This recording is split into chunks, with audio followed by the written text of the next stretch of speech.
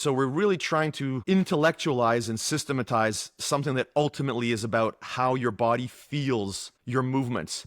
And that's a tricky thing to do. And like I said, all the best guys know how to do it, but I just don't think they know how to communicate it in a way that translates to other people that often. That's a rare skill. So it's becoming more common for people to use concepts, use games, but I think we're running into a point in our sport, our art, our community where we're maybe starting to realize that the best athletes don't necessarily make the best coaches.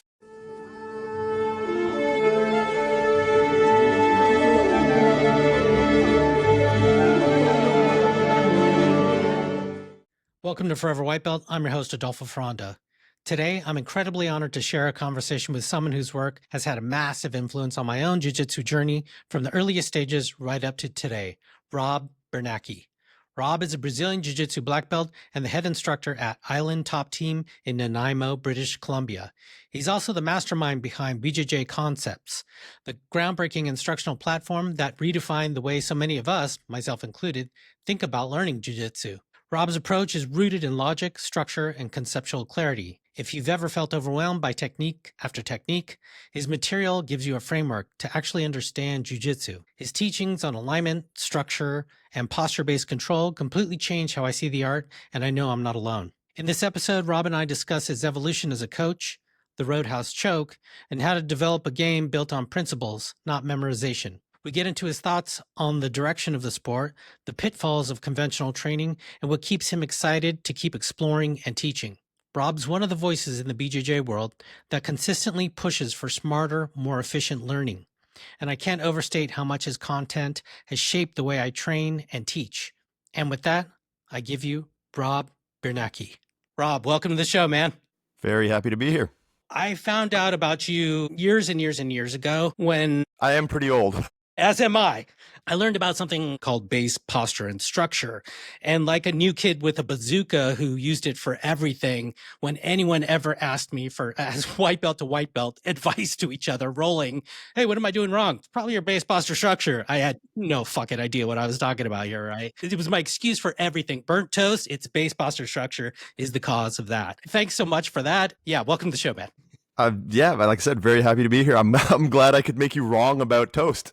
What was fascinating about all that, though, was, for me, I was worried about like things in the beginning, like where does my hand go? Where does my leg go? Versus like big concept stuff, which personally came sort of later in the journey, right? And I'm like, oh, that's what Rob means by X, by Y, by Z. Do you find that's kind of the case with your material or? Yeah, well, so, I mean, I often refer to this one example at a student of mine who, he ended up becoming my second homegrown black belt. And, he started training with me and he related this to me after a few years. He's like, man, when you first started talking about, base, posture, structure, I was like, oh, that's really simple. That's so easy. And he's like, but it really took me like 2 or 3 years before I really understood it. And that can be like, again, something can be deceptively simple. For those of you that aren't familiar with it, like what we're talking about, I basically teach from concept out.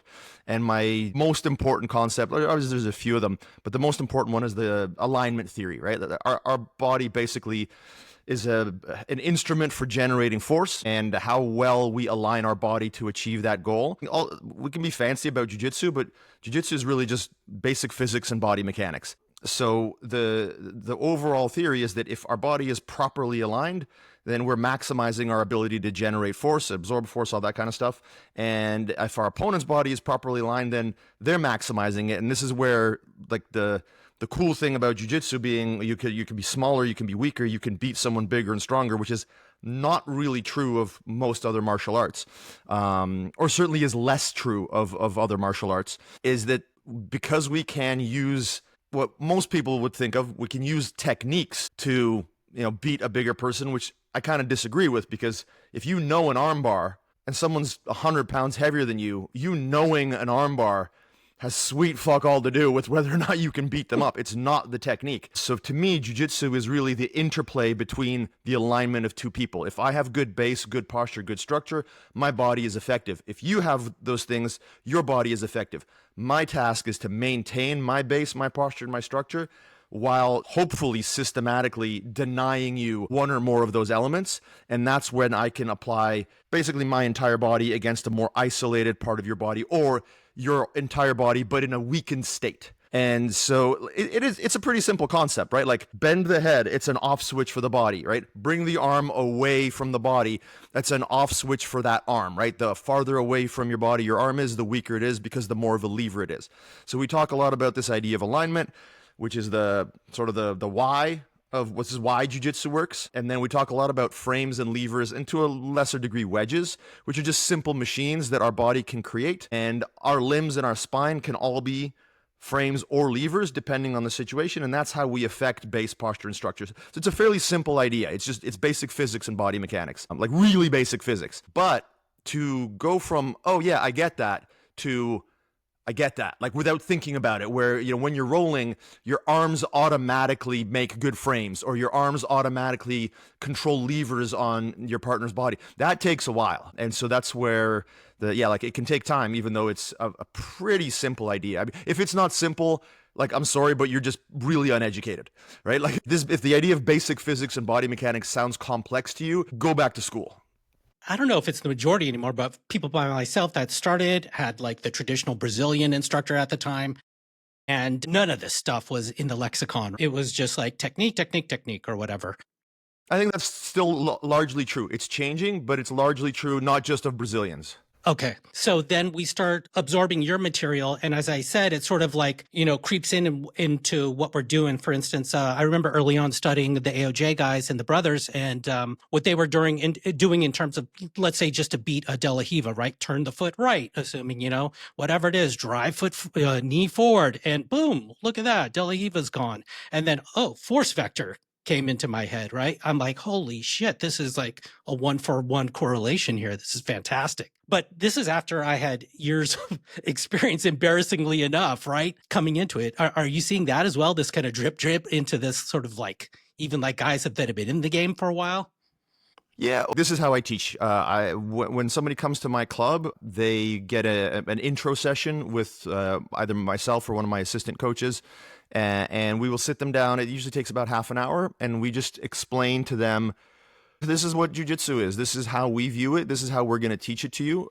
We also do a lot of undercut the anxiety or the fear of embarrassment that people have. It's kind of interesting. Like, this is obviously a bit of a separate topic, but like as a gym owner, if you've been a black belt, if you've been doing jiu-jitsu for 10, 15 years, you've kind of forgotten what it's like to walk in on your first day. So as much as like we want to wow you with like, hey, this is cool stuff that I'm going to teach you, probably the biggest thing you can do for beginners is just to set them at ease that they're not going to get beat up. This isn't like, they're not the, fresh meat for the grinder. Like, this isn't a fight club is one of the phrases that I use, because that's what people are like, people will sit in the parking lot for like 5 or 10 minutes before they come in and be like, okay, I'm going to do this. I'm going to do like that. That's very real. And just kind of like putting that out there and letting them know that we understand that, I think is really important. So we do some of that. Like we talk about safety. We talk about what your 101 program consists of, but then we hit them with the, base posture, structure, frames, and levers explanation. And so people really like that. We've had people come to our club who have already trained, and they, maybe they've been training for a year or two or whatever, but they go through the intro anyway. And when we explain this stuff to them, they're like, oh man, I wish somebody had told me that 2 years ago when I first started, because it's like you said, it's like, where do I put my hands? Why do I do this? Why do I do that? Trying to memorize the like literally thousands of potential techniques in jiu-jitsu is not an effective way to learn. So when people like, when they see jiu-jitsu on YouTube, unfortunately, the main like access point that people have for jiu-jitsu is, it's the UFC, which means you've gotten the worst possible explanation of what jiu-jitsu is, right? And so we just like, there's a little bit of like having to undercut expectations of, this is a violent thing where you're going to get hurt, whereas it's a bunch of macho idiots. And like that's not what we're doing here, right? Like we play a game. That game can be used for fighting, but it is just a game. And it can be used for law enforcement. It can be used for jiu-jitsu competition. It can be used for it can just be used for like, fitness and stress release, whatever. But it is a game. And if we can't play that game safely, and if we can't teach you that game in a way that makes sense to you, then you're just going to have a much higher dropout rate, yada, yada, yada. At the same time, you don't want to like do what the Gracie brothers do in Torrance and like water it down so much and have people not sparring that they're not learning genuine jujitsu. So like I think there's a balance to be found. But yeah, that's how I teach. Right from the get go, you're getting these concepts and you're going to understand the language that I use.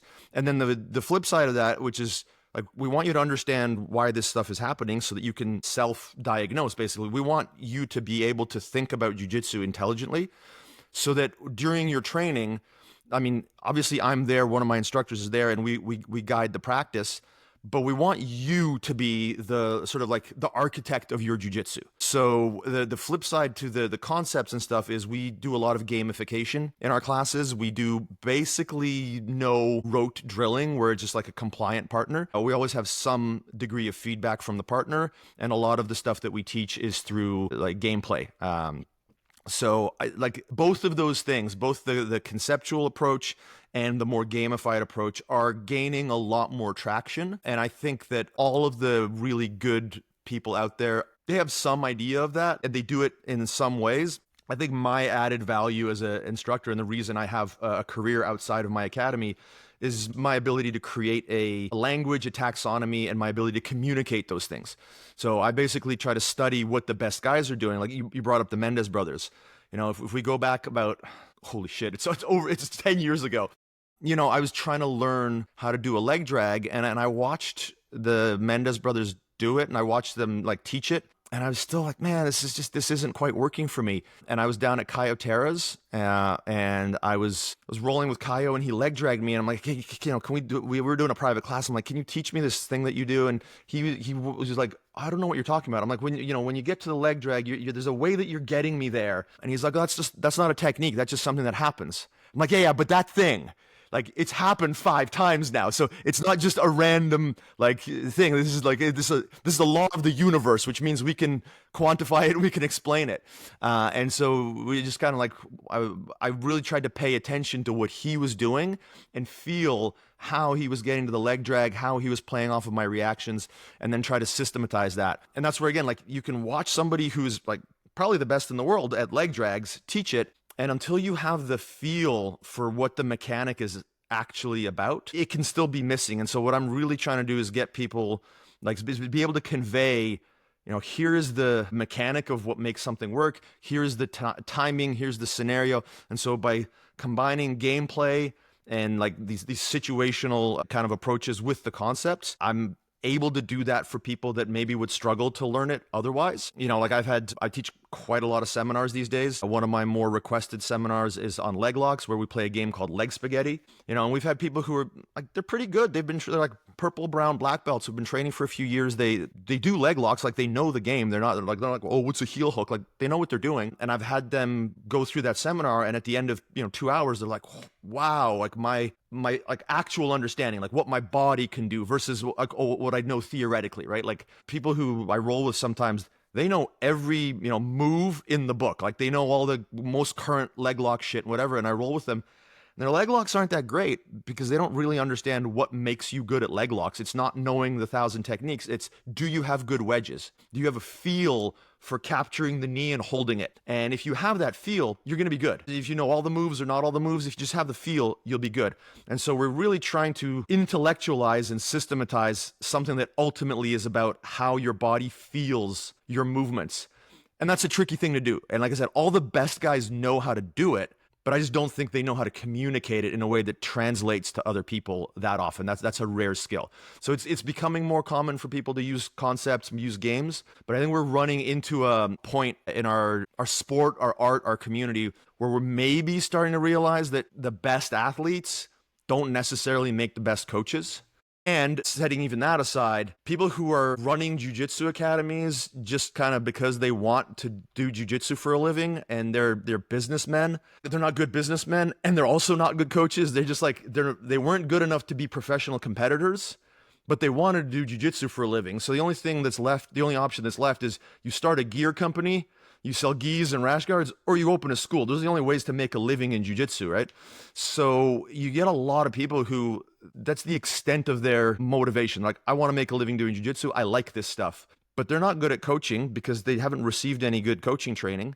So like the vast majority of people in our sport are not very well equipped to teach the sport, partially because they don't even recognize that it's a sport, right? Like it's an art and it's this and it's that. Well, I mean, yeah, sure, but it's a sport, right? Like it's a game that we play, and if you, there's a lot of science on how people learn to be good at games. And if you're not following any of that and you don't understand how important having like a conceptual understanding and how important gameplay is to becoming good at a sport, you're kind of going to suck at teaching it. And so I think we're starting to reach this point where people are aware of that. What if you run into that guy who's like, but hey, man, I've won all these tournaments, I've got medals or whatever, and I'm not even talking professional, I'm just talking amateur or something. Yeah. And my coach taught me that way. I've been winning a bunch. That's a winning formula. I mean, I'm not going to argue with that person. Like seriously, like I'm not going to sit there and argue with somebody who doesn't understand that there are better ways of doing things and that we get better as human society. We have flourished with more and more expert knowledge. Like that's I could get off on rants about that. It's like there's a joke out there where like scientists in the 90s were like, hey, we cloned a sheep. And scientists now are like, for the last time, the earth is round, right? Like we've kind of forgotten the fact that our lives are basically way better because of a bunch of nerds who figured out how to do shit better, right? And in jiu-jitsu, that's also true, right? Like every leap that we've had has been from somebody figuring out a better way to do things. So like if you're doing jiu-jitsu the exact same way that your coach was in the 90s, I'm going to bet you that you didn't win a bunch of medals, right? Like the people that I know that are doing jiu-jitsu, like, Hoist Gracie, like, I'll just throw the guy under the bus because who fucking cares? The Hoist Gracie schools in my area, they're fucking terrible, right? Like if you follow the old school self-defense jiu-jitsu, you're not winning shit at any tournaments. So, if you've won something, it probably means that you're following at least some of the like more current meta. If you're just doing what your coach taught you 10 years ago, you're not winning. If your coach is more of an active competitor and you learned from him in a certain way, that can be totally valid. And there are people like that who are like, they're maybe not right at the top of the current meta, but they're a couple of years behind and they're not using the best training methodology. My answer to those guys is often, you just lost to my student who's been training for half the amount of time that you have. Right. So if we want to have that debate, and I don't like to reduce it to that because there are a lot of reasons that people win in competition. Some people are on steroids and diesel fucking strong. Some people wrestled for 10 years before they did jiu-jitsu and they do a white belt tournament, for the first couple of years that they're doing jiu-jitsu. And so they have a padded record. We can talk about variables like that. But generally speaking, somebody who's just doing things the way they've always been done is not having a lot of success because so many people nowadays are doing things better than that. So yeah. I imagine that you were not always a black belt. And so I'm very interested. I was actually born a black belt 50 years ago. It's weird. So I'm so interested on how you became this quote unquote contrarian, right? You came out with all these different things that we've mentioned here in terms of just wanting to improve the game and there was a time when that was kind of frowned upon, right? It is what it is and this is the way we do it. Even video, even your content that you put out, you have a ton of content out and that was also frowned on. Someone puffing themselves up, et cetera, that type of thing. And yet you've just pushed forward with all of this and it feels like you've pushed the envelope and thank you for that because I think it's really benefited the community as a whole. Where does that come from? So, I mean, first off, I would push back against the idea that I'm such a contrarian because although, I mean, I am in some ways, like I can't dispute that. I should say to some people and what I mean? Yeah, but I'm not disagreeing with you. I'm just saying that like, I think that interpretation of me is inaccurate because to me, a contrarian is somebody who, and I shouldn't say to me, I think that the definition of a contrarian is somebody who just reflexively goes with the opposite of whatever is like popular, right? Like, so, there are people in the jiu-jitsu community who are just gullible contrarians, right? And there are a lot of people out there like that who are just like not bright people. So I'm not like I wasn't being reflexively contrarian because I wasn't like, oh, let me go against the mainstream. It was more just the mainstream of jiu-jitsu, which is again, like, this is not a brain trust we're dealing with here, right? So I was just like, there are other more developed, more professional sports, combat sports even, that do things better. They do things more intelligently with a lot more science behind it. And I was just trying to follow that. So I think that in the jiu-jitsu community, I got tagged as either like, an innovator or a revolutionary or a contrarian or whatever. Whereas like, I never felt that way. I never was like, I'm going to stand against the tide of traditional technique-based jiu-jitsu. I was like, this is a smarter way of doing things, and I didn't come up with it. And as far as like the concepts, like I didn't invent the idea of base. These terms they preceded me. What I tried to do was give like pretty well thought out definitions of these things. And I still built those definitions on other people's work. So, like, I credit Ryan Hall and Damian Maya quite a bit in my conceptual understanding of jiu-jitsu. And I tried to stand on the shoulders of giants and just present what I thought was a cogent way of describing and communicating the way that I was thinking about and feeling jiu-jitsu. It seems like you were incorporating external stuff too. Like I used to play tournament poker quite a bit. And so you study things like game theory, chaos theory, and then suddenly I would hear someone like you in the jujitsu community bring this stuff up and bring it into this game. And I'm like, finally. Yeah, but that's what I'm saying. So, like, I didn't invent chaos theory. I read a book, right? I didn't come up with any of the like cognitive learning strategy stuff. I didn't like this is none of this is me inventing anything. This is just me being like, hey, the like the Soviet bloc, they train their wrestlers with a lot of very light gameplay stuff and a lot of steroids. But like, but that's every Olympic program, right? So the Cuban boxing program, same thing. It's like very, very light contact. The Thai boxers, they don't go hard to the head in training, right? So there's just a lot of stuff out there like that. And you looked at jiu-jitsu and you looked at MMA, which were both very young sports, and everyone was going full balls all the time. The shoot the box guys, the Militich fighting system, these guys all left their chins in the gym. If you talk to anyone from those camps now, they're all brain dead in their 40s and 50s. Like they're all slurring their speech. They've all got CTE. I was just comparing, okay, this is how like the more established sport, boxing's been around for 100 years, kind of in the rough format that we see it. When was the last time you saw like a professional boxing match be called off due to an injury in training camp? It didn't really happen. And then like every other UFC card was like, oh, so-and-so got injured. This happened, that happened. Like fighters pull out all the time. Now, MMA is a more dangerous sport than boxing. So there's obviously an element to that. But man, people were training like absolute cavemen, in the 2000s, let alone in the 90s when the sport was basically being like, I shouldn't say invented, but being more popularized, certainly in North America. So it was just such a obvious comparison for me to be like, these two sports that are being trained like really in an unsophisticated fashion, let's just train them in a way that more professional, more developed sports with a little bit of science behind them are training, and just try to do it that way. So I don't think that I was being some like incredible contrarian. I think I just did a basic analysis on what is missing. Like there's a concept called like low hanging fruit, right? Like what is a simple thing that you can do that will just like have pretty like massive impact on whatever you're doing, whatever you're trying to achieve.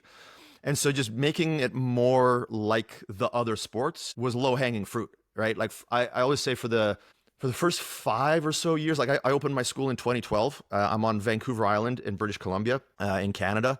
So this is a very, very undeveloped area. Like when I got here, I was only the second black belt on the island.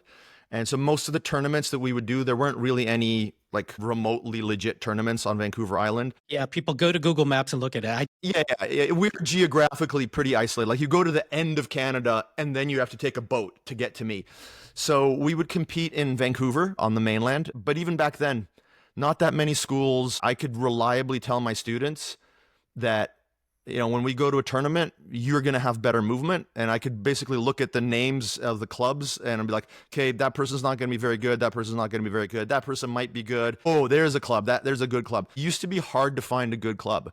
Now it's hard to find a bad club.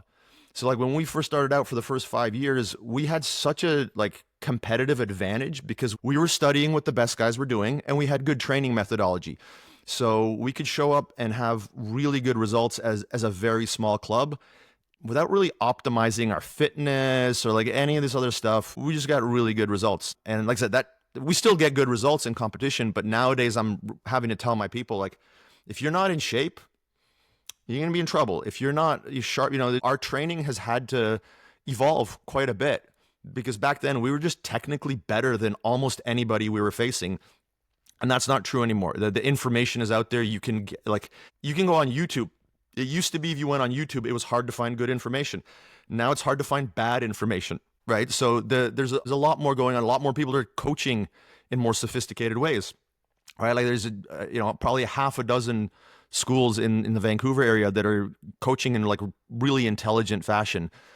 There used to be none, right? No one was putting much thought into how they were teaching, right? So yeah, things are definitely changing. So like, I mean, I think that over time, my approach has kind of proved right, right? Like it's more and more people will adapt it if they want to have those results, but not everyone wants those results. Like for some people, this is still just a business. They just want to have a busy club. They don't really care about the ultimate results other than like their own bottom line. Mm-hmm. So, and coaching well is difficult. I've said this many times. Like people always ask me like, do you think everyone's going to teach like this eventually? I'm like, nope. No, I think there will still be a pretty good chunk of like, this is a sport that is done 95% by hobbyists. Most people don't compete, and you can have a thriving school and not have like outstanding teaching practices or even good teaching practices, because for most the level of education on the part of the consumer is still low in a lot of areas, and the pressure to actually be a good coach, where that's part of the decision making for someone, it's just not that high. If you make the schedule accessible, if you have a nice facility, if you have good advertising, blah, blah, blah, those are all things that are much easier to do than becoming a good coach. And so most people, not only will they direct their resources to those areas, they're better off. They're like, if you're honest with yourself, you're like, I don't want to do the hard work of being a really good coach. What I want to do is have a comfortable life and have my school be thriving. I still think that a lot of people, when faced with that decision, they're not going to make that decision. That's very much a passion decision versus a business decision. I do think we'll get to a point maybe where, if there's enough of an educated consumer base, and in some areas that's true, right? Like in some areas, if you don't have a reputation as a good coach, you're not going to thrive. So it does happen in certain pockets, but man, like the amount of work that I had to do to like study all of this different shit from stuff outside of jiu-jitsu and study the cutting edge of jiu-jitsu, like it's really hard for me to keep up. Back then it was a lot easier because the pace of development in jiu-jitsu was lower. There'd be a meta shift every 3, 4, 5 years. Now there's a meta shift every 6 months. So it's really hard to stay on top. And no-gi and gi have split off so much. It used to be so easy for me to stay on top of the gi game, and then there'd be a tiny leg locks are a thing now in no-gi. Like once in 10 years, there was a big shift, right? Now I'm like, it's really tough to stay on top of the game. So like I said, like if somebody who cares about it as much as I do is having a hard time keeping up, I can only imagine somebody who just doesn't care that much is not going to do it. Being able to complete the climb to mastery requires the proper nutrition. This is why it's important to take in a potent blend of electrolytes that is in tune with your output and brings strength to your goals. This potent blend is only found in salt electrolytes. There's a million things there that I want to talk to you, that I want to come back to, but I don't want to bury the lead. Let's talk about the Roadhouse Choke. So hard left turn here. Okay. Well, for some people who don't know what the Roadhouse Choke is, some people refer to it, unfortunately, as a rape choke. Some people Vader choke, all kinds of things that I hate to say, but. Yeah. Okay. So let me the reason I gave it a name is because it's not the same thing. So let's just. Okay. Yeah. So, so the rape choke is a really unsophisticated technique, right? Like if you just stick your arm out straight and you push on someone's throat, that's a very, very easy thing to defend, which is why, again, this is where like subtlety and like kind of understanding concepts and mechanics and why things work. When people see what I'm doing or hear about it, they're like, oh, it's just that. It's very much not. That's why I wanted it to have a different name, aside from the fact that also like selling an instructional titled Rape Choke the World is probably not a good idea. Yeah.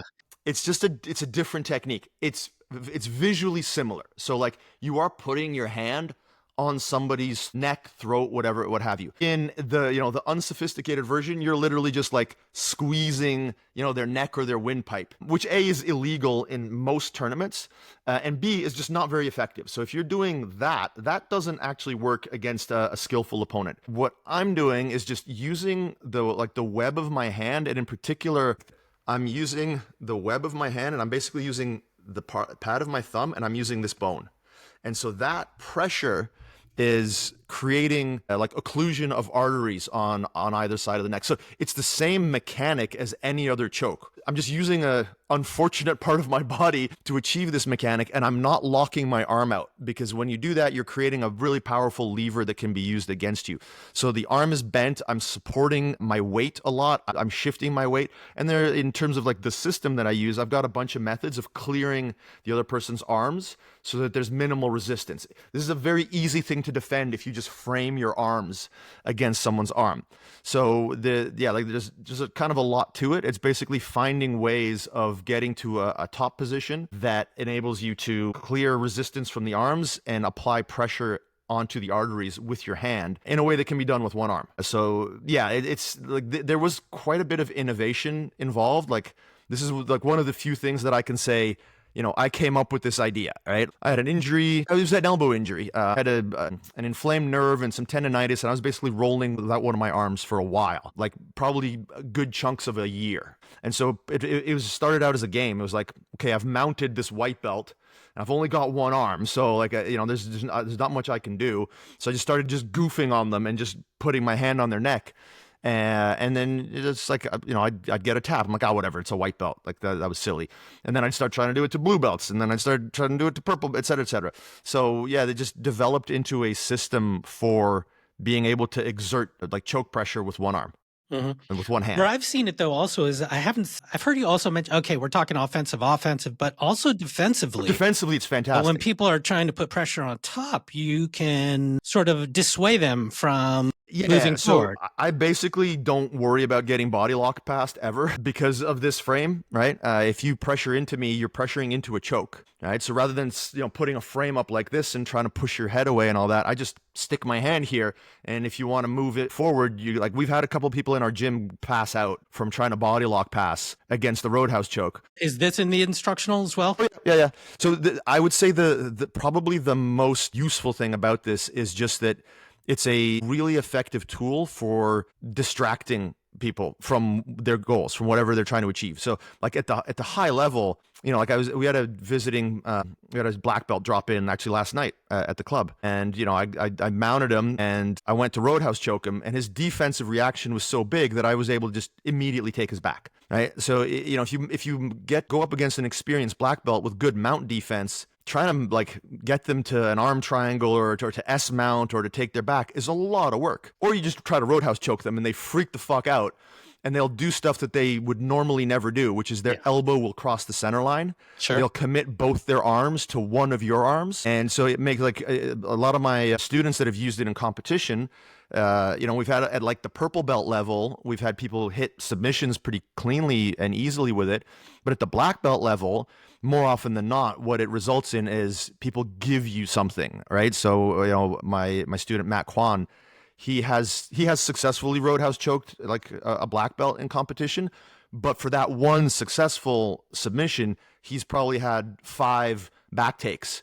One of his black belts at a recent tournament in Washington, same thing, got on top, went for the Roadhouse. The guy just over defended it and gave up the back. Defensively, it's a really excellent tool from the guard for guard retention, for negating passing positions. Yeah, it's basically if you don't want somebody to bring their head close to you, or you want to offensively draw their arms away from their body, it's a really, really good way of doing it. And it's something that until you know this doesn't exist in no-gi the way it does in the gi. In the gi, if I mount you, I can threaten the cross choke. And so as soon as one of my arms goes into your collar, you've got to defend it. So that threat without the Roadhouse Choke in no-gi doesn't really exist. People can just kind of shut down and just like take their ball and go home. This is my one like contribution to the technique sphere of jiu-jitsu, to where I don't think I had any like really valid contributions up until that. And now there's at least something. This is so fantastic. Gi and no gi, especially no gi. I would say too. But things like you get someone, I remember one time, size discrepancies too. It's great for that kind of thing. Although I had a guy kind of in a crucifix type position, or even a mounted kind of crucifix type of position. I've got the Roadhouse kind of on, especially if I'm underneath in the back sort of. And big guy does sort of a somersault, right? His legs are going to come over to try to get out of it. And you get all this movement. Maybe I don't have the Roadhouse anymore, but he's moving all over the place. Yeah, 100%. Like I said, I think the long-term value of this is as a distraction. You're going to get people like, once you figure out how to defend it, unless you get one of the versions where you've just eliminated the arms, which is still very doable, but obviously getting a good grappler's arms completely out of the equation is very difficult. So if you get that, you can still, like, I submit black belts with this in training quite a bit. I submitted a black belt in competition with it. So like, it's valid at that level. But I think, like anything, people will see it more, they'll recognize it more, and it'll be harder and harder to get that isolation of the arms. And under those circumstances, you just go for it anyway, and they have to bring their elbows up to frame you, and that creates the other opportunities. Let's talk about legality. You sort of touched on it also. Yep. IBJJF, I'm wondering, how careful do I need to be? You're not going for the Adam's apple at all, right? Never. And you can't put it in the Adam's apple. Yeah. Are you putting it above the Adam's apple or below, assuming you have an Adam's apple? Yeah, a little bit above, but you can do it where it's right at the Adam's apple. But so, I can point to several matches where people are using it in IBJJF, right? Mm-hmm. Kanan Duarte is probably the most frequent user of it. He uses it from headquarters to create a threat to help him pass. Now, he uses more of the locked out arm position, but that's irrelevant because he's still putting his hands on the throat, right? But it's definitely, like, it is legal, but yeah, so the Barado Plata is also legal at every level because it's a shoulder lock. But I have seen referees disqualify blue belts for doing a Barado Plata because they called it a bicep slicer because it kind of appeared like, so there, like right now the Wodge lock is legal across the board, right? Like when we were at Nogi Worlds last year, there was a purple belt that used it in a few matches, went to review. They're like, yep, that's an ankle lock. It's totally fine.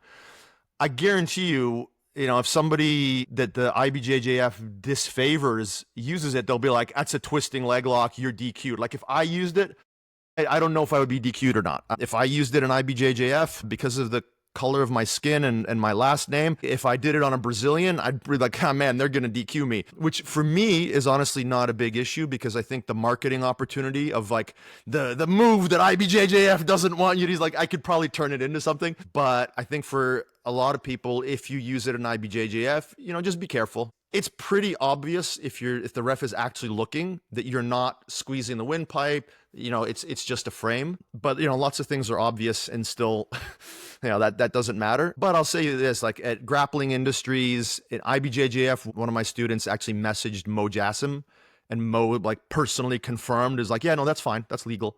So ADCC, you're fine. Grappling Industries, you're fine. I think most tournaments, you're probably fine. I would just be careful in IBJJF.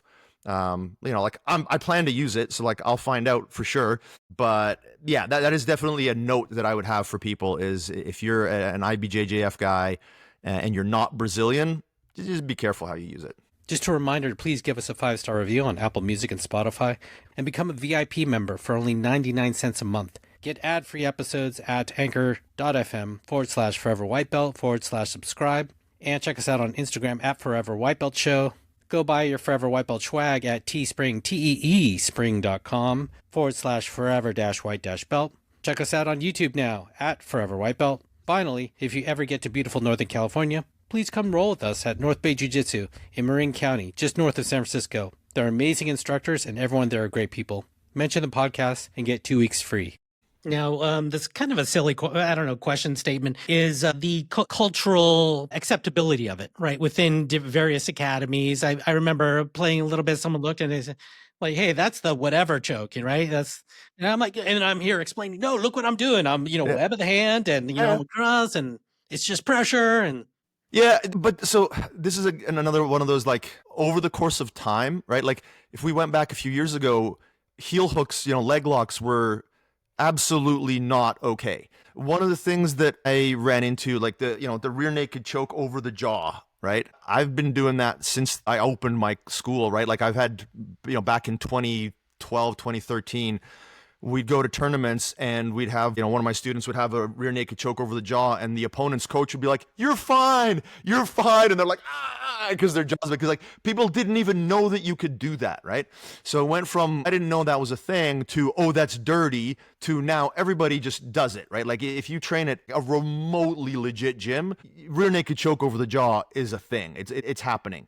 But yeah, there was a while where like I remember training at a club, and like I was rolling with one of the coaches there, and he was actually getting ready for a tournament. And I did a rear naked choke over the jaw, and he kind of got a little bit like, I'm like, dude, you're getting ready to compete. Like, if you think that your opponent isn't going to do that, you got another thing coming, right? And I mean, this is, again, probably 10 years ago. So there was still in that period where people were like, so like, yeah, I think there would be a legitimate discussion to be had right now about culturally, is this okay? And culturally, like, who do you do it to, right? Certainly if you're rolling with a woman that's been training for 6 months or a year, and like you don't know what she's been through, kind of thing, probably not. Like, don't be an asshole. It's, or like the muffler, right? Like that's another thing where like that culturally in some places that's illegal in IBJJF, right? Like you can't cover the mouth, right? So like the value of that versus who you're doing it on, I think that's a very legitimate conversation to have. Like, for instance, even though I think like leg locks are pretty well established nowadays, there's not a real stigma about it. There are still places where they don't train them that much, or they don't, if you're a really IBJJF focused club, you don't start teaching people leg locks till brown belt. Like when people visit my gym, when I roll with them, I'm like, hey, do you do leg locks? Do you do heel hooks? If they're like, not really, like, oh, little, like you can tell they're like, well, yeah, I mean, I do them, but it's not something that I'm like particularly invested in. I'm just like, cool, I won't do them.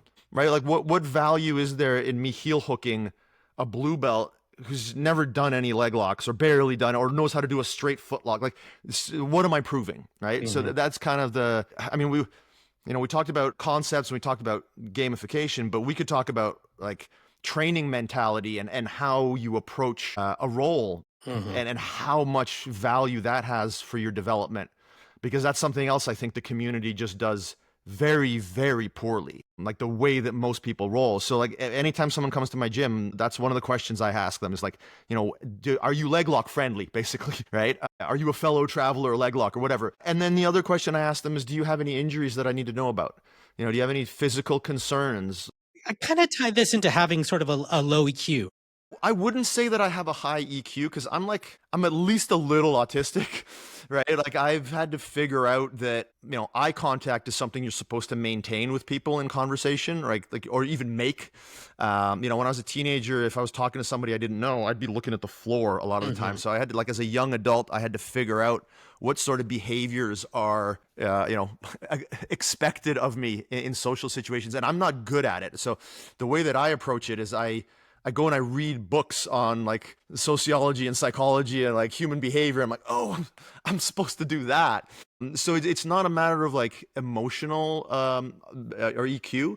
It's more just a matter of, I want to be an effective coach, and I want to be an effective training partner. And so just like that desire makes me seek out methodologies to be better for myself and for my students, or whoever I'm training with. And I think that if you have protocols, because not everyone's going to have a high EQ, not everyone's going to recognize, like most of the people that we think of as being like spazzy or goons or whatever, they don't know that they're spazzy. They're like, I don't think very many people go into a role being like, I'm going to spaz the fuck out and injure my training partner on purpose. I think that's extraordinarily rare. So I think if it's talked about, if it's addressed, that's something like, so one of the other things we do at our club, we've got our intro, we talk about concepts, we talk about how we're going to teach you, we use a lot of gameplay. The other thing we have is a safety and etiquette policy, and we make everybody read it. It's almost 2 pages long, and we make everybody read it and sign it, because that way you can't say, oh, I didn't know.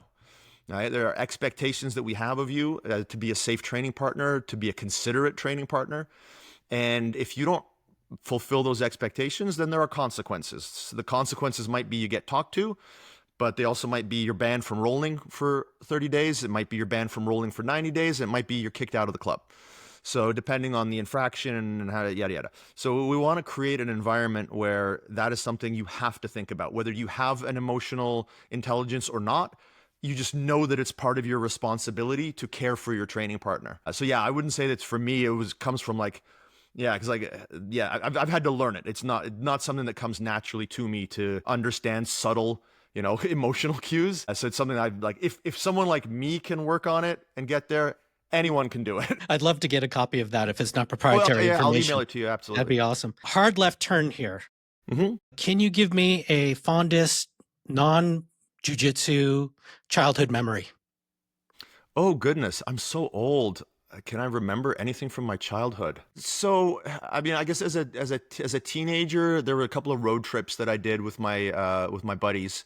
One in particular, we had a really tight knit group of friends in high school. We were all kind of like nerds and outcasts, and this was back like being a nerd is kind of cool now.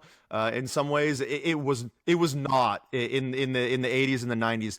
So we had a kind of little group of misfits that stuck together throughout high school. And one of them moved across the country for a little while. So we're in Vancouver. He moved to Toronto, and he decided it wasn't for him. And so we all packed up into a van. We bought a van, and we painted it like the A-Team van. Well, We that's used like awesome. used like spray paint and like rollers and did like the red stripe and we made it yeah, all that. It was a GMC van, right? And we had like a tape deck in there. We had the A-Team music on a loop, and every time we pulled into a gas station, we'd play the A-Team music. And so yeah, we drove across the country. We grabbed him. We brought him back to Vancouver. That was a really fond memory for me as a teenager. That was a pretty cool experience. That's awesome. So also congratulations on your, victory at Worlds. Thank you. That's great. And I hate the fact that it helped you make more sales. You know what I mean? In terms of seminars and things like that. And I wonder if there's a direct correlation or was it coincidental? Because at the same time, I would argue that your sort of BJJ fame, internet fame, whatever, a lot of people know about you also. But you seem to, from what I hear, you're seeing a direct relation to that. No, it 100% is. So again, for people who don't really know, like my reputation was built entirely as a coach, right? Like when I became well known, or not, I don't think I'm that well known. Like I'm not properly jiu-jitsu famous. Like I'm not Craig Jones famous or anything like that. But like I'm like slightly internet jiu-jitsu famous. Like I'm probably one of the more well-known, like if you're going to have heard of somebody in jiu-jitsu, you will have heard of them because they're a famous athlete, right? Like more likely than not, if you've heard of anybody in jiu-jitsu, it's because they won ADCC, they won worlds, this and that. I'd say out of the people that aren't in that category, I'm one of the more well-known. So I'm like slightly internet famous.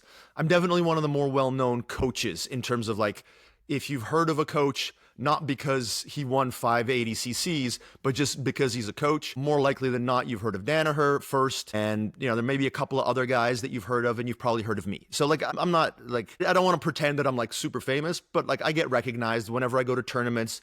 People come up to me, they ask for photos and stuff like that. So it's really cool. And by the way, for anyone that's ever done that, that is awesome for me. I know people have this like hesitation to bother someone, when they see them out there, and you're not bothering me. Like obviously, if I'm running to coach somebody, leave me alone. But if I'm just hanging out, please come say hi.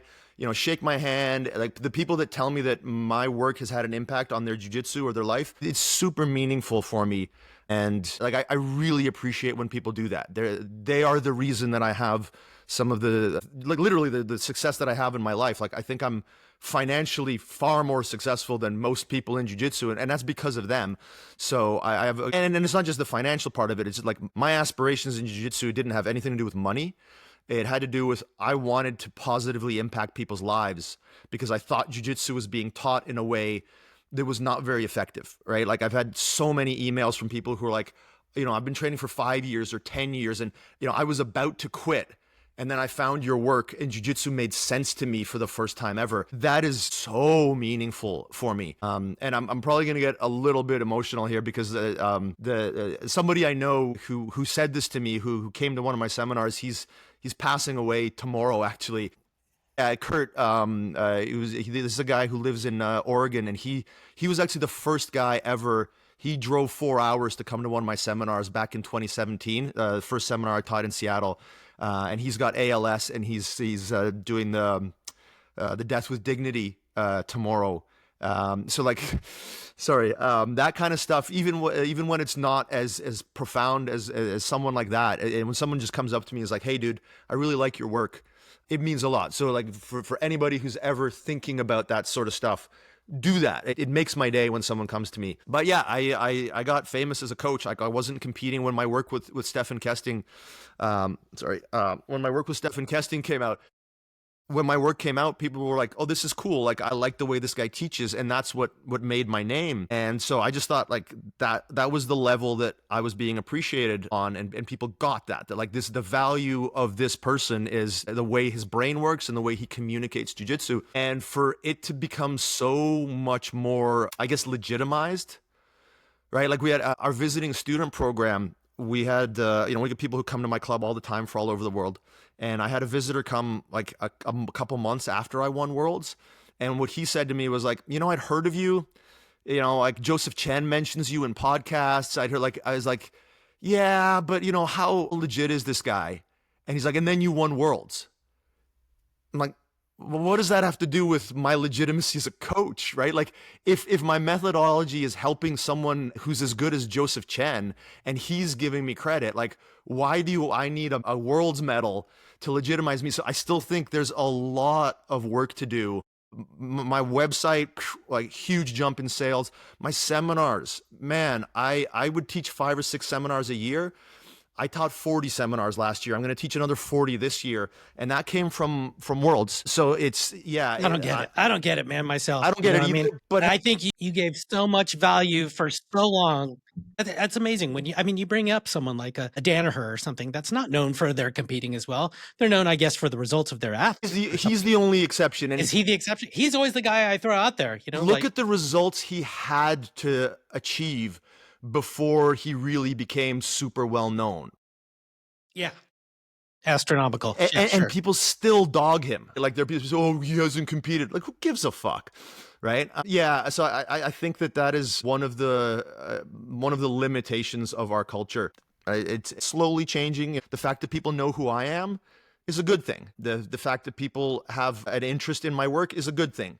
But the fact that my work was more accepted after I won a major tournament is not a good thing.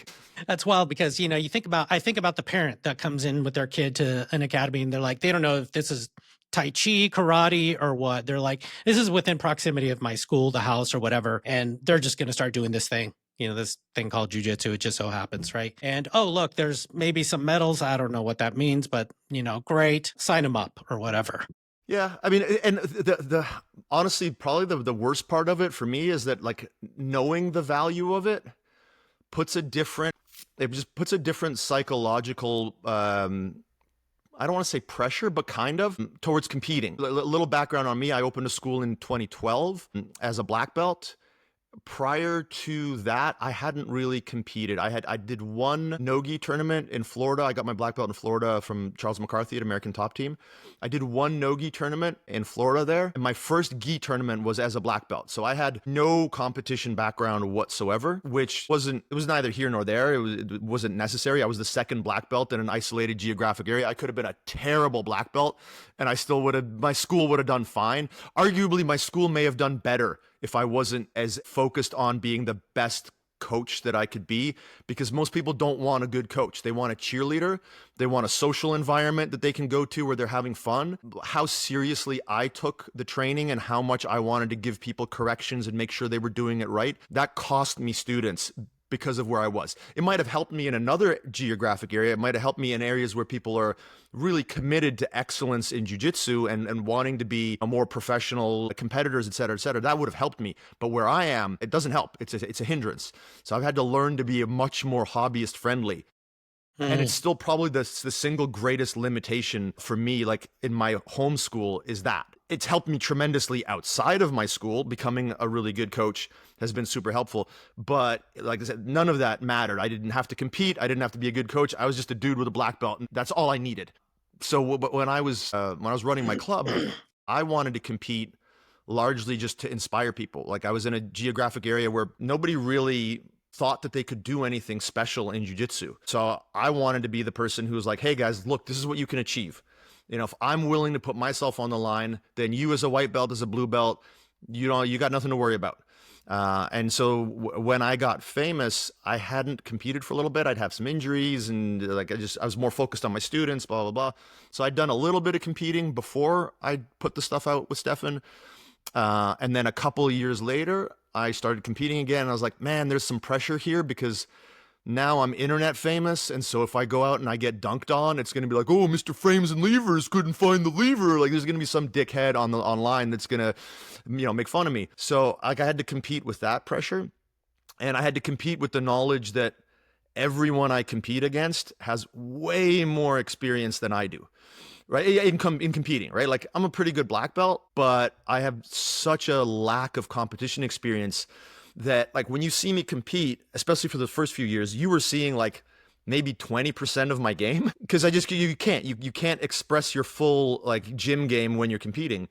I worked my way up to it. I still, most of the guys I compete with, especially at Worlds, they've got way more experience than I do. So like I'm beating guys who are very good at jiu-jitsu, but also way, way more experienced. And I'm still just learning how to compete. So like if people knew my background, they would probably have like maybe even a little bit more, as goofy as that sounds. I don't want to like sprain my shoulder patting myself on the back, but like they might even have a bit more appreciation for why I was able to win. And it's just because of the conceptual approach and the gameplay stuff. And like, so I do think that maybe that's like, I'd like to think that maybe that's why it legitimized me more as a like, if this old guy who looks like a cancer patient, who's skinny, who isn't on TRT and all that stuff can beat these guys. But I don't think that people did that. Like they didn't know my background. They're just like, oh, he won Nogi Worlds, right? So I think if you know my background, it does legitimize my methodology because I'm not the guy that's out there competing every weekend. Like some of the guys I compete with, I follow them on Instagram and like, man, every other week they're at the IBJJF, this open, that open, they're traveling. They compete like 50 times a year. Dude, I'm lucky if I compete 5 times a year. Right. So there's definitely something to be said for if you follow my work and you kind of know who I am, me winning Worlds does provide a statement. But what's happened now is now that I've done that, now it's like, man, if sales aren't going so hot, maybe I got to go out and compete and like win a tournament. So it's a stupid motivation that I don't want to have. Like, I'd gotten to the point where competing was just fun for me. I was doing it to get good at competing and to run an experiment. I like to run experiments, right? Like everything I've done has been like, let's see if, I try this out, does it work? All the teaching stuff came from, let me try to do something differently. Let's see if it works. The competing, let me compete this way. Let me focus on my conditioning more. That was a big difference when I stopped worrying about doing more jiu-jitsu and I just got in good shape. That made a big difference. Understanding that you need to do conditioning year round and not just do a training camp to get ready for Worlds. That made a big difference. This year I'm doing strength training. I didn't do any of that for like 10 years. I know Matt Kwan had talked about that with me too. He's like, yeah, my coach. He's like, man, Rob would be so much better if he was just strength training and stuff, but he just would not be disciplined about that stuff. Yeah, well, it's not a matter of discipline because I'm paraphrasing that in abundance. Like, now that I've started the training, I just do it, right? Like no matter what. It's more just that like it's finding the time. Yeah. And just making sure that you make it a part of your focus, right? So yeah, that's been the thing these are all just like interesting experiments for me, and I'd rather have it be an experiment than be like, I'm doing this to make money. I don't think that's a good motivation. I think it's one of the worst motivations. But like this last Nogi Worlds that I went to, I definitely didn't have like the same preparation. I didn't have the same approach to it because I taught so many seminars. So that's something that I have to factor in is like at my age with not being enhanced in any way, there's only so much I can do. It's pretty tough right now for me to do all of the seminars and the online academy and all the travel and compete. I'm trying to do it this year. I did make the commitment where like this year, because I basically didn't compete at all last year and just did Nogi Worlds at the end of the year. And I felt the difference. I'm trying to this year do all the stuff I did last year and do strength training and compete more often, that's the last year that I'm going to do that. This, 2025 is the last year I'm going to try to maintain this pace. And 2026, I'm going to start to like semi-retire. But we'll see. This is another experiment. We'll see if I'm like, am I going to be able to do it or am I going to burn out? We're going to find out. And people don't understand, like for us older players, masters, division guys, Hmm. I can't find anyone to compete against locally, right? Or It's very ever hard. at Yeah. tournaments. It's almost impossible. So you have to go to worlds, you know what I mean? And for your tournament, right? Otherwise I'm fighting guys that are 30 pounds over me or, That's been my decades younger experience. than me, which is ridiculous. I could do Yeah. that at my academy, but whatever. Yeah, no, my experience is that locally, I'm either competing down an age division or two, and I'm competing up in Yeah. weight. That's Yeah. been for the last 5 years where I've been a little bit Nightmare. more Yeah. active competing. I mean, I'll be honest, I don't find it, even with that, I still like, I don't think I've ever lost a match locally. Yeah, I'm fortunate I that just way. wish I could find more peers. I want to Yeah, find a yeah, mirror Adolfo. Rob should find a mirror Rob, right? And see, you know what I mean? yeah. I want to run those No, experiments. I would, and same, I would love that, right? But for the most part, like when I won the 80cc Vancouver, like the Canadian Open, that was a 35 plus division where everyone was cutting down to make 183 pounds, and I was 48, and I walked in there at 182 pounds, full of burgers. Yeah, yeah. Oh, like You're it was just a up in walking weight. pinata, right? Yeah, it Okay. was up in weight, down in age, and I still was able to win. So I and so if we want to talk about competing and how much like validation that creates, I would say that my win in at 80cc in Canada was for me as significant as the Nogi Worlds win because of the quality of competition. The guy that I faced in the finals there is a guy who I know who's a really good grappler, and this was his first Masters division ever. The tournament he had done prior to that, he heel hooked John Combs, right? Like this Jeez. is like a really good adult division guy with a very a very diverse and credentialed competition background, and so being able to beat him in the finals, even though like the tournament itself, like Nogi Worlds, it's more matches and there are like overall more good guys. This was still the best guy I'd ever faced. So like that, and that got me some notoriety, but again, not as much as I feel it could have. And then even just like I just did the Portland Open a couple months ago.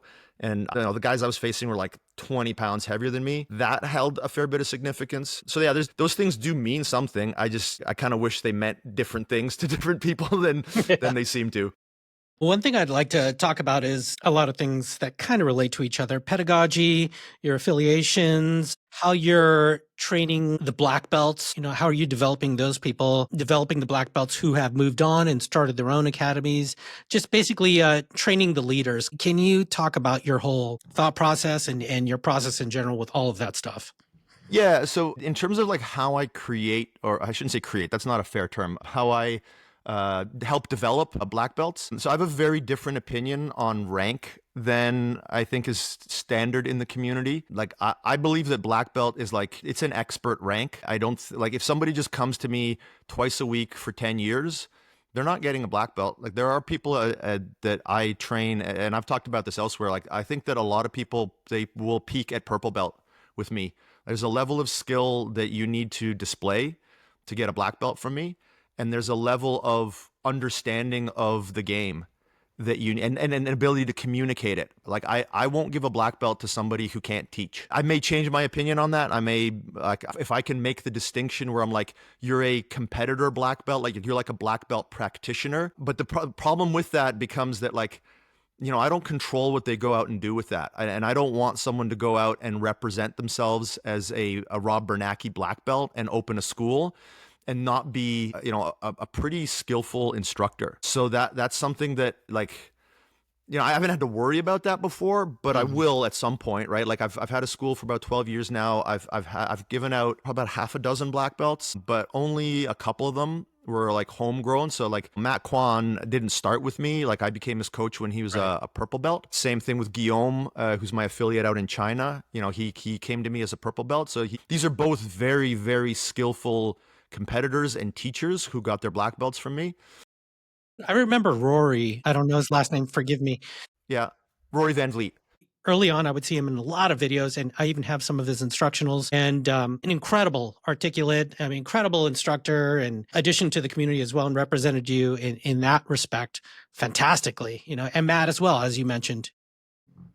Yeah, so like that's we're coming up on, we've got three guys at the club, two of whom are my assistant instructors, Corey and Gary. They're going to be getting their black belts pretty soon. We got another guy named Kevin, who's anyone that's visited my academy. If you rolled with the buff Asian dude, you'll know what that experience was like. So he's going to be coming up on his black belt, right? We've got people who have been at my club for 10 years. They're at purple belt, and they may not go beyond that. So like my approach to rank is I don't think black belt is automatic. You don't just show up and get a black belt. So that's kind of how I do it, is if you can show me that you're capable of understanding jiu-jitsu and communicating it to people, you can get a black belt from me. It's not as much about competition results, right?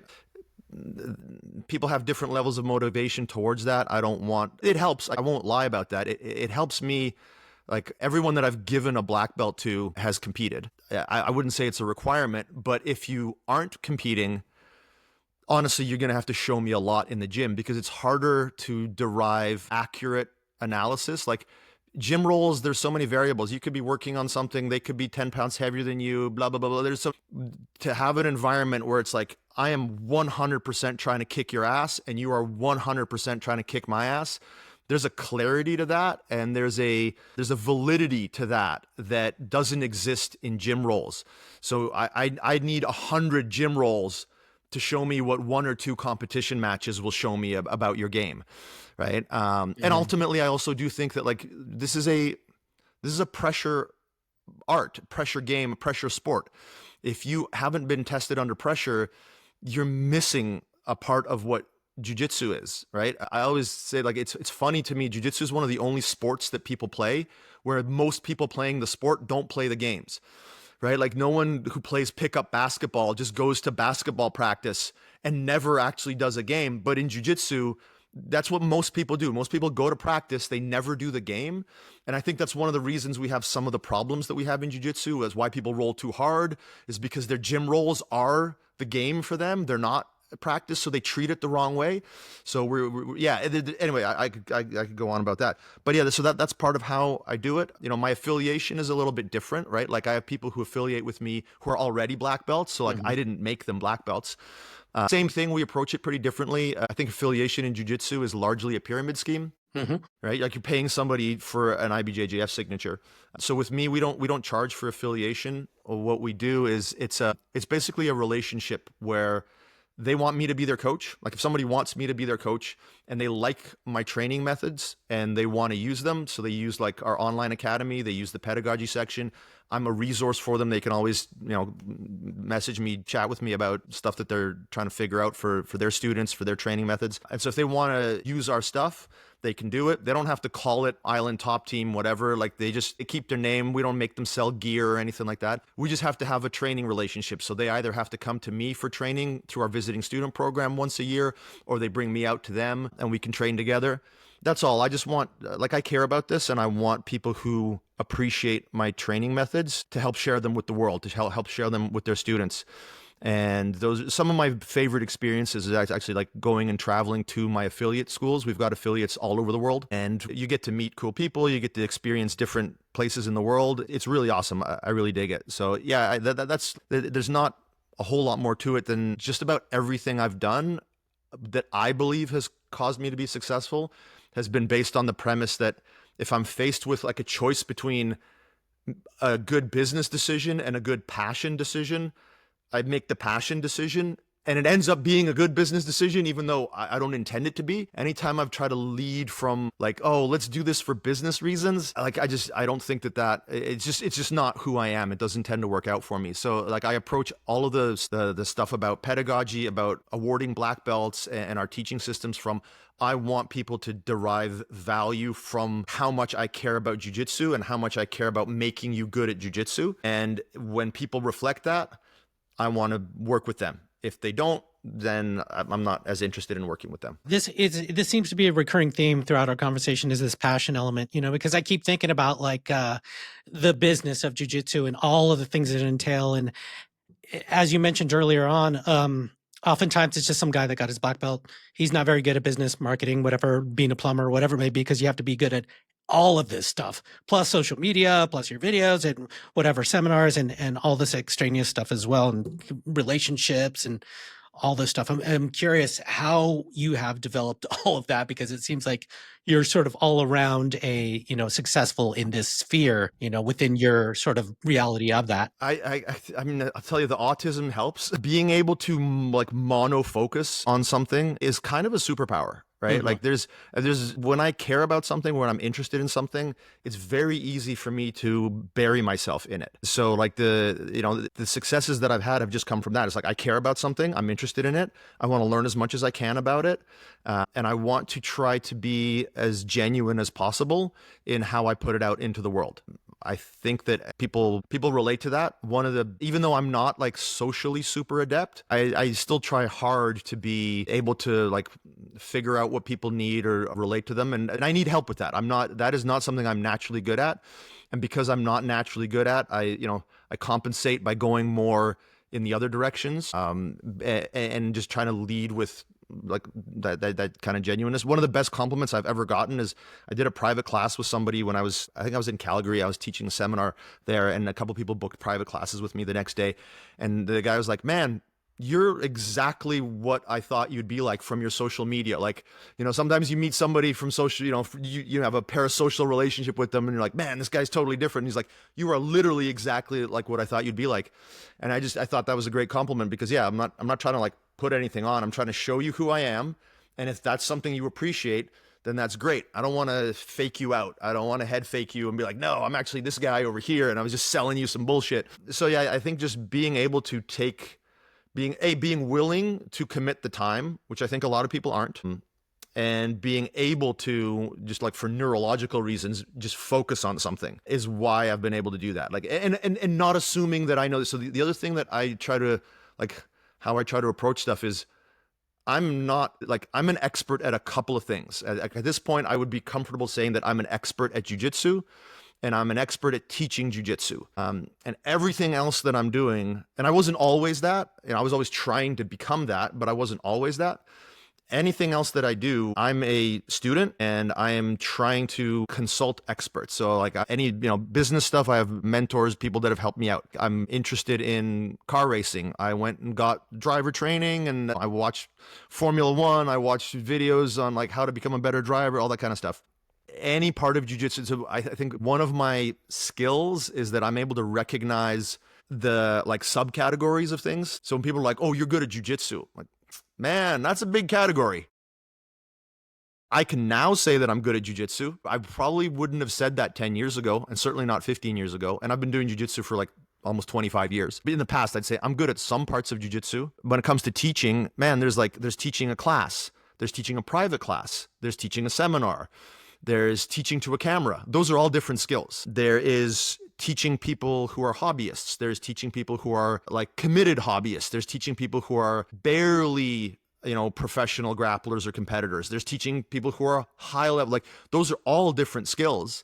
There's cornering people. Man, most people are so abysmal at cornering in tournaments. These are all skills that require time and energy to develop. So you could be very, very good at rolling. Does that mean you're good at jiu-jitsu?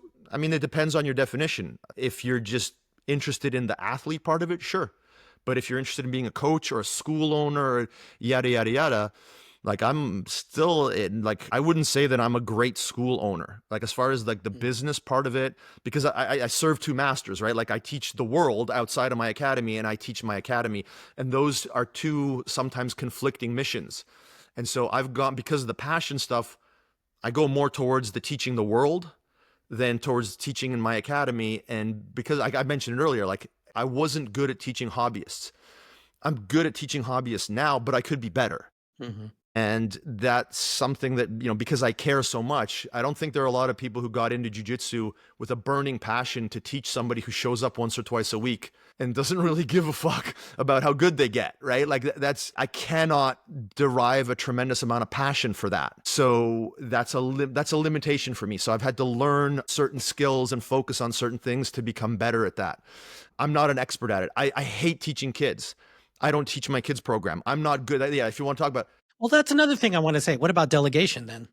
Yeah, that's the other area where I think I've has contributed to my success is like At my academy, we have people who are great at teaching kids. And when I say I hate teaching kids, I hate teaching snot-nosed brats that don't care about, like their parents are pushing them to be there. We've got kids in my club that I love teaching.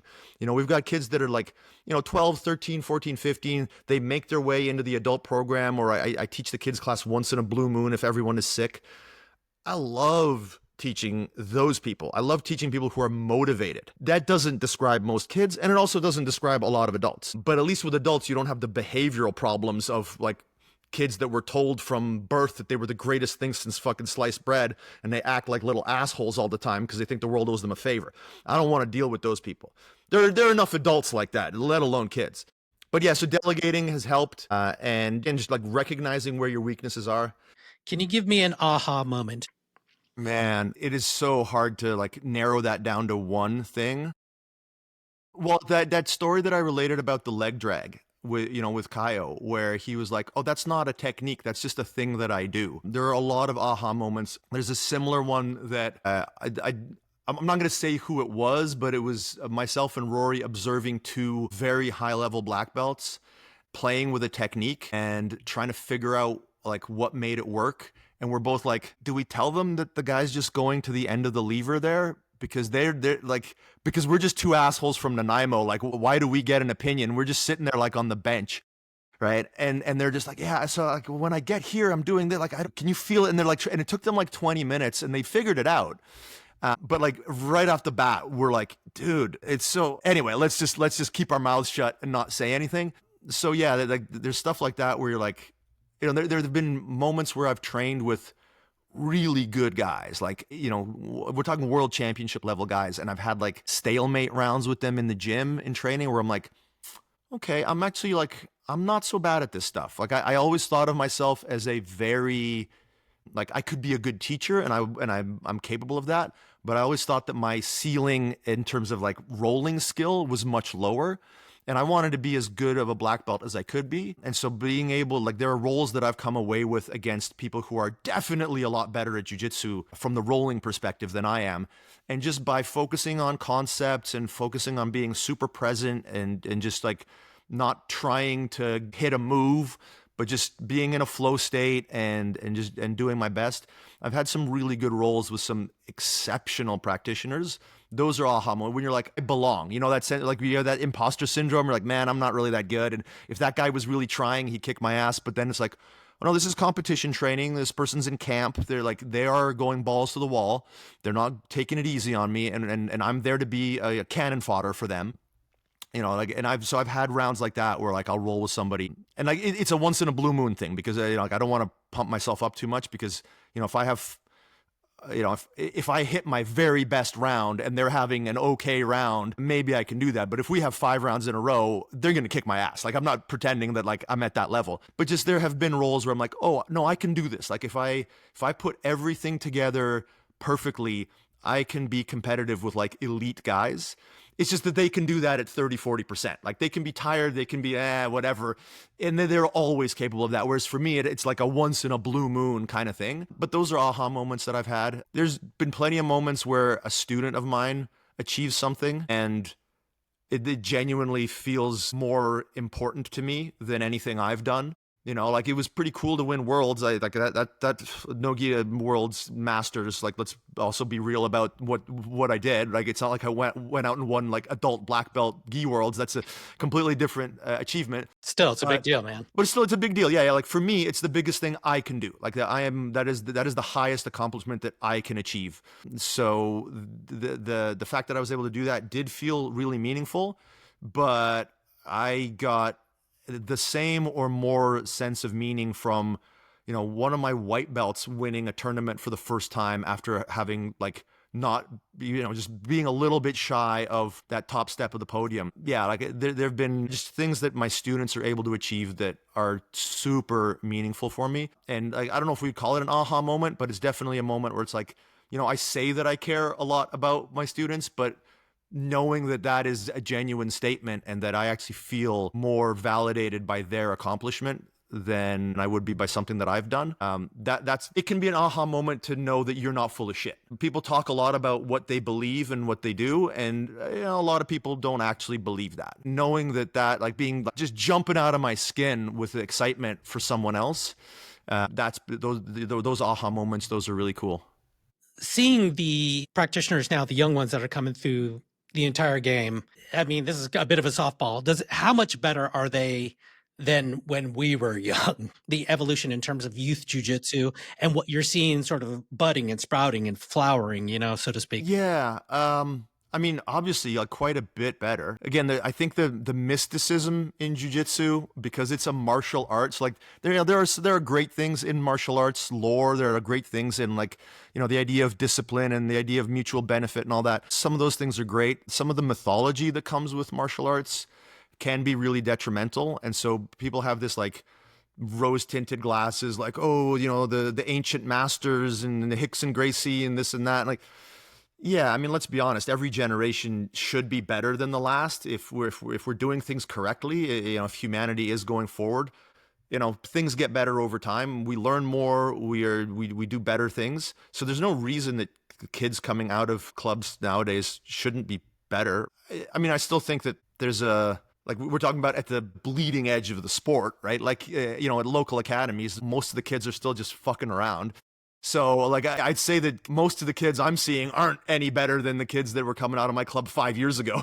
You're just still the same kid. Versus right? ADCC youth. Yeah. Whereas expected to do, but you're basically going up against kids with the skill of some black belts. Not good black belts, but some black belts. That's not fair. So, you're talking about a kid who locally just fucking blows through everybody, and even in the teens, whatever advanced division here, he's gonna smoke those guys. But an advanced division at an ADCC Open in the US, you're getting basically professional teenage grapplers who've been doing this shit for 10 years. So so I would say that level, that's not something that we saw very much 10 years ago. There weren't professional teenage grapplers, right? Now there are. So I'd say those kids are dramatically better than any 14, 15-year-old you would have seen 10 years ago.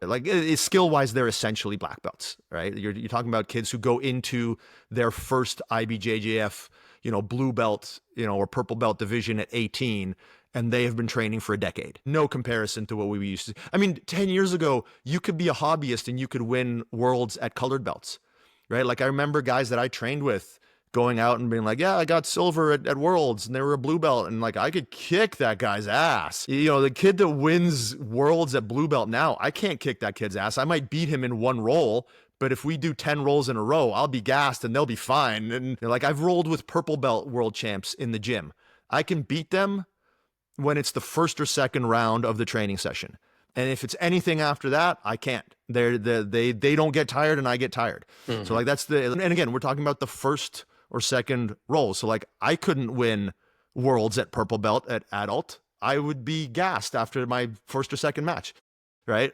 Yeah. So that wasn't a thing, 10, 15 years ago. I could beat the brakes off of the purple belt world if I had the skill I have now. Obviously back then I couldn't do it, but if I had the skill I have now, I could beat the brakes off of a blue or purple belt world champion. That's not true anymore. Now, I've heard you mention before that, I guess some context that Rob has a visiting student program, yeah. Visiting student program. They can come to Island Top Team if they make a reservation or call you or something in advance. And I've heard you mention something like you're going to be either stopping that or become less available and all this stuff. Is there any sort of, are you taking a step back from this whole thing and walking away, or what are you doing? So, I've been teaching, I've been the head instructor at Island Top Team for 13 years now. I'm fairly financially successful. I've made some good decisions. It's not just jiu-jitsu. I basically have, if you want to kind of categorize it, I have several businesses in the sense that so I have Island Top Team that I own and operate. I've got BJJ Concepts, which is my online academy. I also do projects with Stefan Kesting for Grapple Arts, so that's a third avenue. And then you could say I have my seminar business where I go around and so those are four separate things. The seminar business has developed quite dramatically over the last couple of years. So like I said, before I won Worlds, I was doing 5-6 seminars a year. Now it's closer to 40. And I've been really fortunate in that pretty much everywhere I've gone and taught a seminar, I've been invited back. So what I thought was a blip where like, ooh, I won Nogi Worlds, I'm going to be, the new hotness for a year and then it's going to tail off. Right now, it doesn't look like it's going to do that. And it looks like I'll be teaching, or I'll be able to teach more seminars if I want to. The grind of doing all of those is a grind. I'm 49. I don't need the money, right? Like I make a really good living for someone who does jiu-jitsu. Like I always joke, I make like bad dentist money. Like if a dentist made what I made, he'd be like, ah, fuck. But like in the jiu-jitsu world, I make a really good living because most people who do jiu-jitsu are either if you're getting racing by. Cars, you're doing all right, man. Dude, like I said, McLarens don't buy themselves. The most expensive hobby, I think, what I saw there was, car racing. Airplane racing, like boating, is probably, and then horses. Yeah, no, there are more expensive hobbies, but it is an expensive hobby, which I'm gonna have to reduce the amount that I do it, because if I want to retire, I'm not gonna make the same money that I'm making. So yeah, basically I've got 4 businesses that I cannot continue to give my full commitment to, and also just have a life that I want. Like I've worked really hard to kind of get to a point, and I want to enjoy the fruits of my labors. And so of those things, the one that is not really, like the one that I'm struggling to be able to maintain a passion for is being the head instructor at my gym. Like I said, I teach largely hobbyists, and don't get me wrong, I love my students. I want them to progress, and I'm going to be a part of my academy. But to continue to commit the kind of time and effort that I'm putting into it, to, again, like essentially a hobbyist club, and do the seminars and compete. So like I've got my 4 businesses, and then I've got my own personal like development in jiu-jitsu and my competition career, which isn't a business, but it's related to my business. And that in itself takes a lot of time. So I've kind of got 5 things that I'm trying to do all at the same time. And I don't take steroids. So like, but the amount of one word for you, Rob: franchise. McDonald's. Yeah, right. Well, so the problem with that is that would be a business decision that is related 100% to money and not passion, because to franchise it, to do it in a way that I could maintain the quality of it, very difficult. So what I'm doing is I'm stepping back from my position as the head instructor of Island Top Team, right? Like I will be going forward, starting in probably about the middle of 2026. I will be teaching, a couple days a week. I'll still be running the program. Like I will be the person who is in charge of setting the curriculum and like making sure that everyone's teaching what they're supposed to teach and all that kind of stuff. But in terms of my personal time commitment, I will be at the club probably 2 or 3 days a week. Whereas right now, if I'm in town, I'm there 6, sometimes 7 days a week. And I teach all the evening classes, and I teach the noon classes as well. The classes that I don't teach are the morning classes and the kids classes. So I will be coming into town to teach a couple days a week, 2, maybe 3 days a week, which means that I don't have to live in Nanaimo anymore. So I plan to, there's an island off of Vancouver Island. Nanaimo is, it's developed. It's a city of 100,000 people. And they're, like I know this is going to sound awful to people who live in like Los Angeles or wherever, but like I have to drive 15 minutes to get to the gym. And then, there's traffic and all that kind of stuff.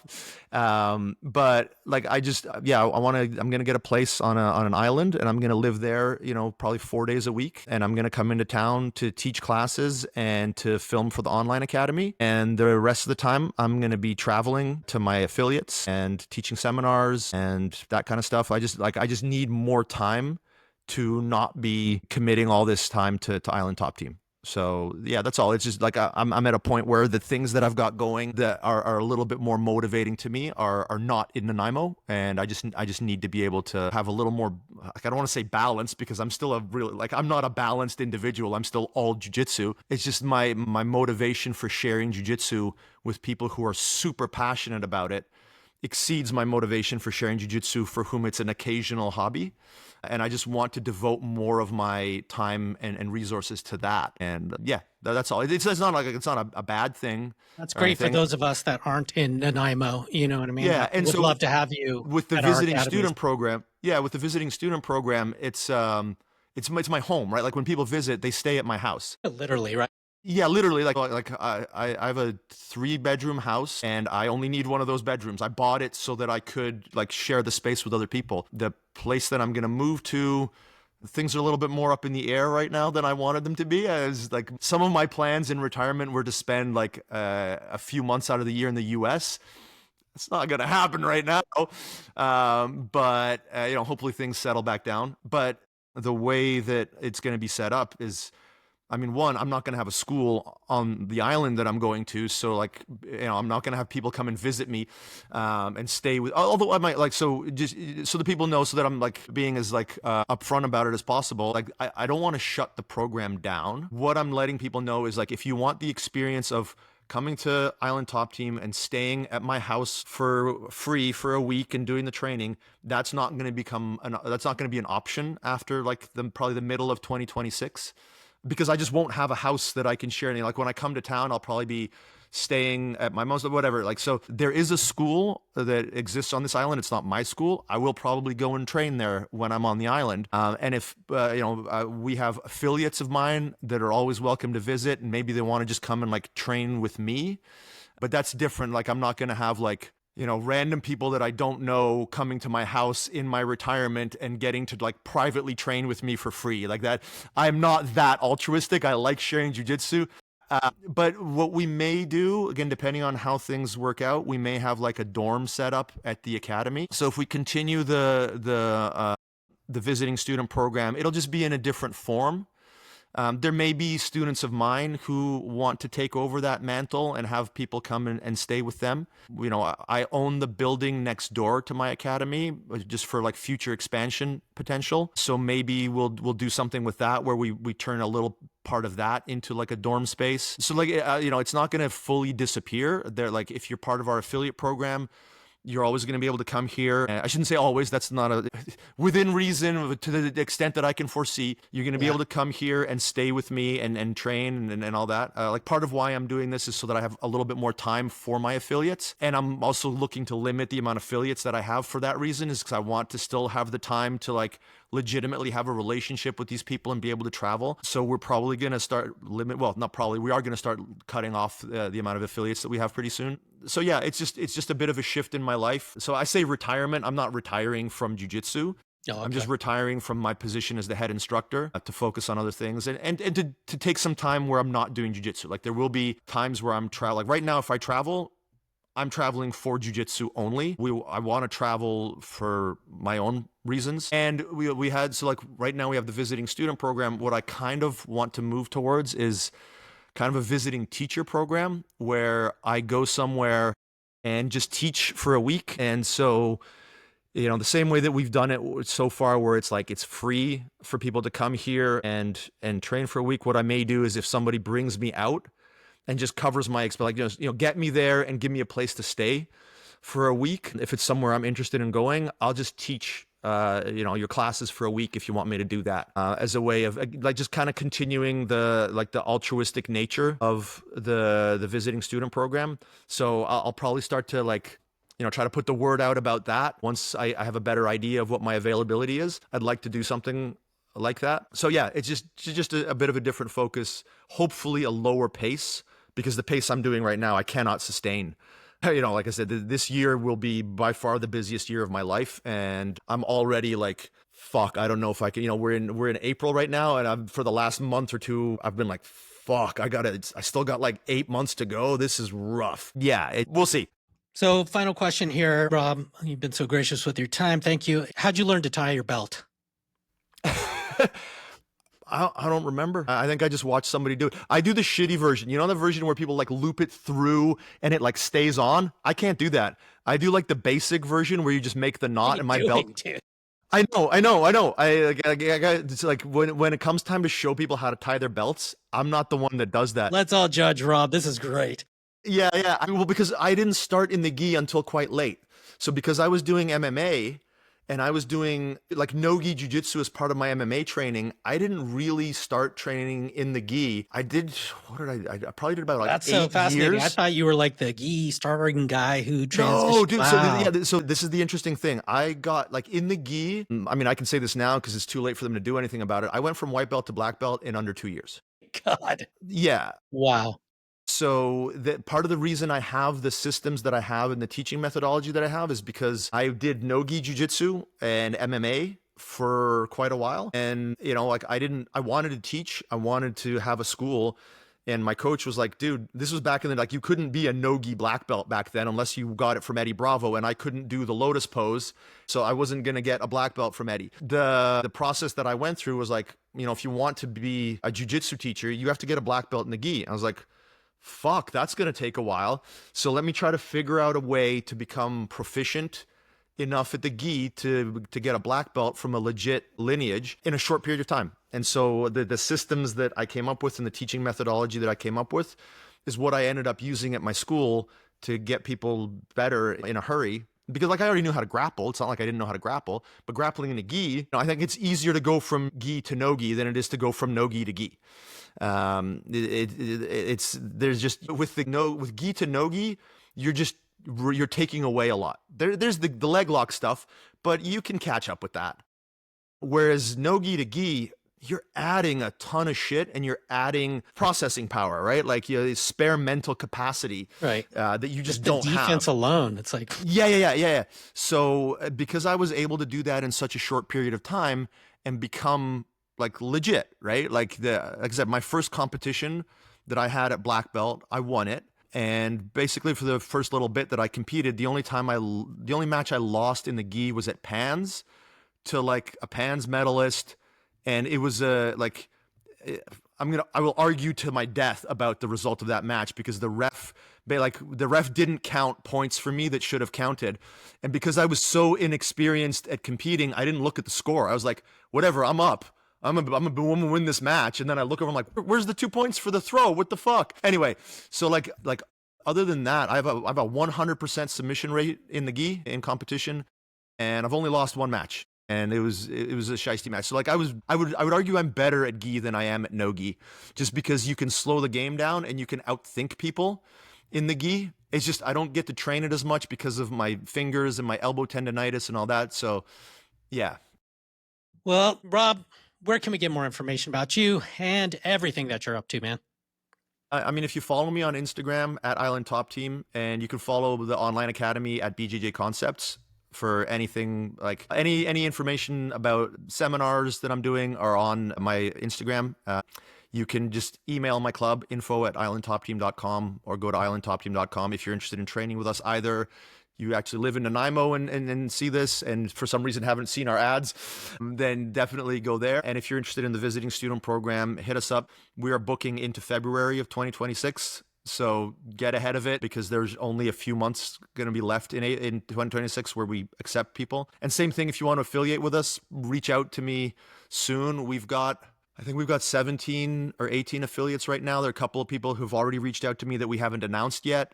I'm probably going to cap it at around 20. It's not like a hard 20 because it also depends where they are. Like, if someone's in Vancouver, that's easy for me to get to. That's not a travel impediment, but we've got people that I have to get to in Europe. So I can't just be running all over the world, and I want to maintain relationships with my affiliates. So if you're interested in affiliating with us, please hit me up sooner than later. Amazing. I keep thinking about, you're all over the place, touring all over the place. I just keep thinking, Rob's still this kid in the A-Team van, just traveling all over the freaking globe. You know what I mean? With a cigar. Wouldn't that be amazing if I could do that in van life? That would be, yeah. Well, everyone, I'm your host, Adolfo Ferranda. Thanks again for watching Forever White Belt. Subscribe, like, and do the whole thing. Rob, I can't tell you how much. I could talk to you for another 2 hours. Easy. We got to do part 2. We can do this again. Yeah, I hope so. So thanks so much for your time, brother. Thanks a lot. All right. See you guys next time.